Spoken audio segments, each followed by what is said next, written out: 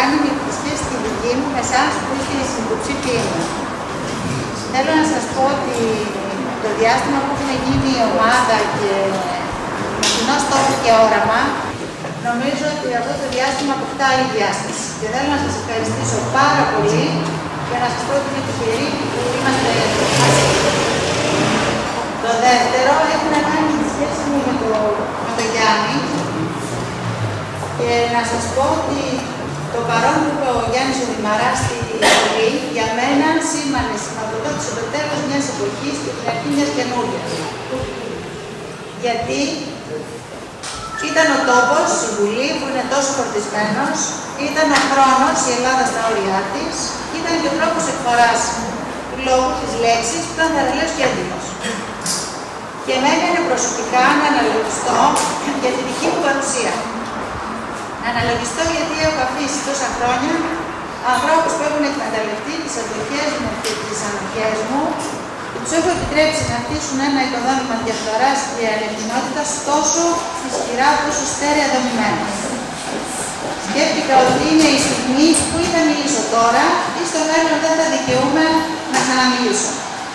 Και αυτό είναι αυτό που θέλω να απευθύνω σε όλους τους ανθρώπους που γνωρίζω, πολύ αξιόλογους ανθρώπους, που έχουν αποτραπευτεί λόγω της απαξίωσης της πολιτικής και των πολιτικών και ο λόγος τους, η άποψή τους, έχει εκτοπιστεί στο περιθώριο της σελίδας που στο κέντρο γράφει μια ιστορία με ψέμα. Δεν θέλω να σας πω τίποτα άλλο, θέλω να δηλώσω παρούσα, να σας πω ότι είναι εδώ, είμαστε άτομα πολιτών και δίπλα στο Γιάννη και πιστεύω ότι ξημερώνει μια άλλη μέρα. Ευχαριστώ πολύ. Όλες αυτές τις μέρες, σας μιλώ ειλικρινά, αυτό που βιώνω είναι κάτι συνταρακτικό. Είναι απίστευτο. Δεν το περίμενα ότι μπορούσε να γίνει κάτι τέτοιο. Ήλπιζα, αισιοδοξούσα, ονειρευόμουν, αλλά η πραγματικότητα έρχεται να σε προσγειώσει σε μια τέτοια ανάγκη της κοινωνίας που σε ξεπερνά. Και θέλω να ευχαριστήσω την Ερυθρό όλους τους άλλους, τους κυρίους και τις κυρίες που είναι στο ψηφοδέλτιό μας, για ένα και μοναδικό λόγο. Γιατί με τον πιο ηχηρό τρόπο απευθυνόμαστε σε ένα πολιτικό κατεστημένο που θα χρησιμοποιήσω τη λέξη να μην παρεξηγώ, μας βιάζει τόσο καιρό, για να τους πούμε απλά ένα πράγμα. Είμαστε και εμείς παρόντες. Είμαστε πολίτες.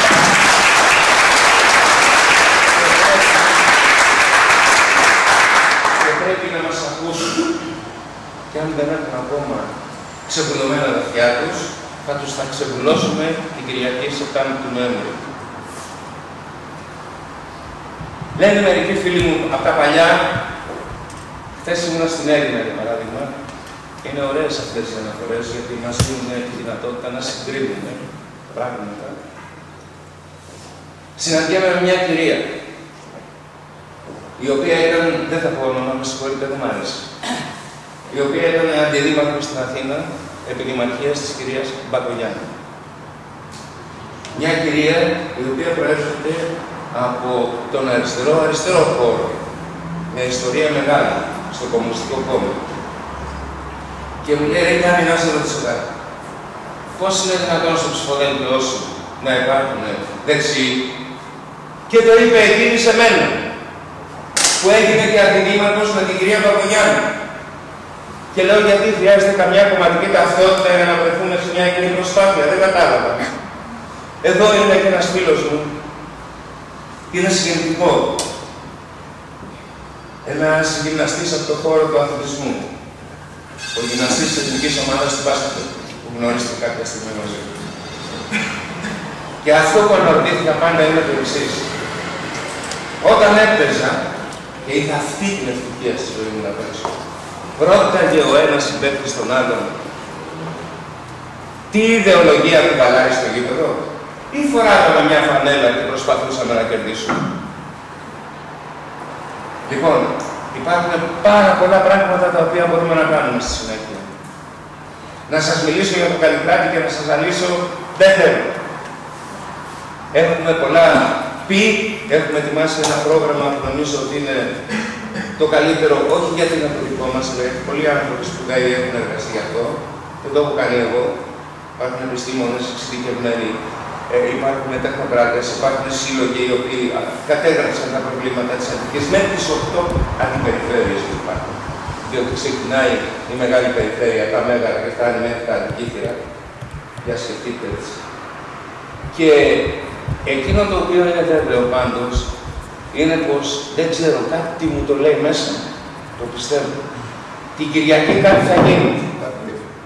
Θα γίνει και θα είμαστε και εμείς εκείνοι οι οποίοι θα απαιτούν να ακουστούν. Δεν αποκλείεται κανένας εκ των συμπολιτών μας.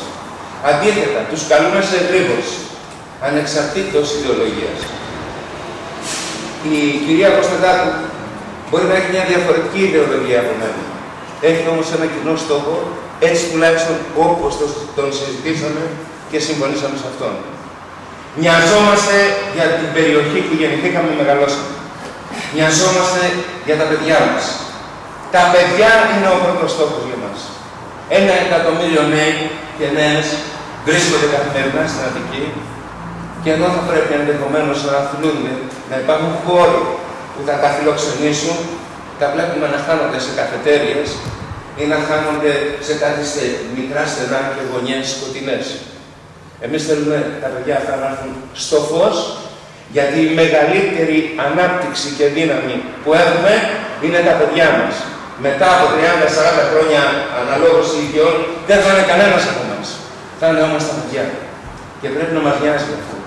Η ανάπτυξη ξεκινάει από τα παιδιά, από την παιδεία, από τον πολιτισμό. Και θέλω να σας πω κάτι γι' αυτό ειδικά. Ερευνώντας, είναι η φύση μου αυτή που βλέπετε, ανακαλύψαμε κάτι το οποίο θα πρέπει να νιώθουν ντροπή αυτοί οι οποίοι ουσιαστικά κυριάρχησαν στον χώρο και της τοπικής αυτοδιοίκησης, αλλά και της πολιτικής κεντρικής σκηνής, όπως λέμε. Η κεντρική σκηνή για μένα πολιτική είναι η γειτονιά. Και δεν είναι η Βουλή. Στη Βουλή ενίοτε πάμε πιο σοβαρά. Στη γειτονιά σηκωνόμαστε πρώτα λιγάκι. Και αυτό δείχνει μια υγεία, κατά συγγνώμη. Τι έχει συμβεί. 2007-2013, μόνο από το πρόγραμμα των ΠΕΠ της Ευρωπαϊκής Ένωσης, μπορεί η περιφέρεια της Αττικής να απορροφήσει, ακούστε παρακαλώ, 3 δισεκατομμύρια ευρώ για έργα αναπτυξιακά που έχουν σχέση με την παιδεία, με τον πολιτισμό, με την υγεία και πάει λέγοντας. Πόσα έχει απορροφήσει μέχρι σήμερα η αυτοδιοίκηση? 57 εκατομμύρια. Πρέπει λοιπόν, από τη στιγμή που θα φέρει έτσι ο λαός του Θεός και είμαστε εμείς εκείνοι οι οποίοι θα αναλάβουμε την ευθύνη διεκπαιδεύωσης, όχι μόνο να στήσουμε τον Καλλικράτη, διότι Καλλικράτης δεν υπάρχει, δεν ξέρουμε πού θα φιλοξενηθούμε, σε ποια καταστήματα κεντρικά κτλ. Δεν ξέρουμε με ποιους θα στελεχωθεί όλη αυτή η προσπάθεια των 8 αντιπεριφερειών και της κεντρικής περιφερείας. Δεν ξέρουμε ένα σωρό πράγματα. Την ίδια στιγμή θα πρέπει να διαχειριστούμε τουλάχιστον 350 εκατομμύρια μέχρι το τέλος του χρόνου, που έχουμε υποχρέωση να τα απορροφήσουμε για όλα αυτά που σας περιέγραψα λίγο πριν, χωρίς να έχει στηθεί ο Καλλικράτης. Αντιλαμβάνεστε ότι το πρώτο βήμα και η μεγαλύτερη προσπάθεια θα είναι να στήσουμε τον Καλλικράτη. Και από εκεί και πέρα να λειτουργήσουμε και δημιουργικά και λυτρωτικά για την κοινωνία. Υπάρχουν πάρα πολλά που μπορούσα να σας πω. Είμαι ιδιαίτερα ευτυχής και συγκινημένος γιατί βρίσκομαι εδώ.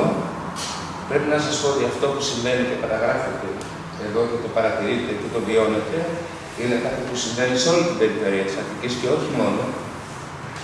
Με παίρνουν τηλέφωνα από όλη την Ελλάδα, να σας έτσι. Λοιπόν, εμείς είμαστε αυτοί. Λένε κάποιοι ο Δούριος Ήπος. Έχει μεγάλη πλάκα η ιστορία. Ακούστε τι άκουσα σήμερα. Καταρχάς, ο χαρακτηρισμός ξεκίνησε από την Διεθνή Έκθεση Θεσσαλονίκης και από την κυρία Παπαρίγα, η οποία μου έκανε την τιμή να αναφερθεί προσωπικά σε μένα και να πει ότι ο Γιάννης Οδημαράς είναι ο δούριος ύπος του ΠΑΣΟΚ σε αυτές τις περιφερειακές, καθαρά πολιτικές εκλογές. Δεν μίλησα και δεν χρειάζεται κιόλας. Αλλά ακούω έκπληκτος, μετά από 2 μέρες, ο κύριος Τσίπρας να λέει ότι ο Οδημαράς είναι ο δούριος ύπος της κυρίας Μπακογιάννη. Ακούω έναν νεοδημοκράτη να λέει ότι ο Οδημαράς είναι ο δούριος ύπος του Σαμαρά. Και πάει λέγοντας. Και θα επαναλάβω αυτό που έχω πει και μ' αρέσει κιόλας, γιατί όχι, με συγχωρείτε. Μπορώ να είμαι εγώ δούριος ύπος του εαυτού μου. Μπορεί αυτά τα εκατοντάδες χιλιάδες οι συμπολίτες μας να βρεθούν σε ένα δούριο ύπο για τους εαυτούς τους. Άλλωστε, εκείνος ο δούριος ύπος της Τρίας φιλοξένησε 60-70 πολεμιστές. Εμείς θα φιλοξενήσουμε περίπου 2,5 εκατομμύρια ανθρώπους και θέλουμε να αλώσουμε την πόλη μας και την ψυχή μας. Έχουμε δικαίωμα δίκιο. Είναι μερικά πράγματα πάρα πολλά.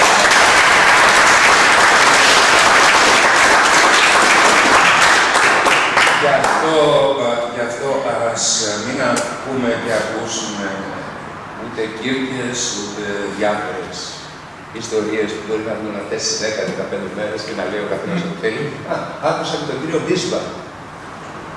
Μπίρμπα ή Μπίσβα, με συγχωρείτε, δεν θυμάμαι καλά.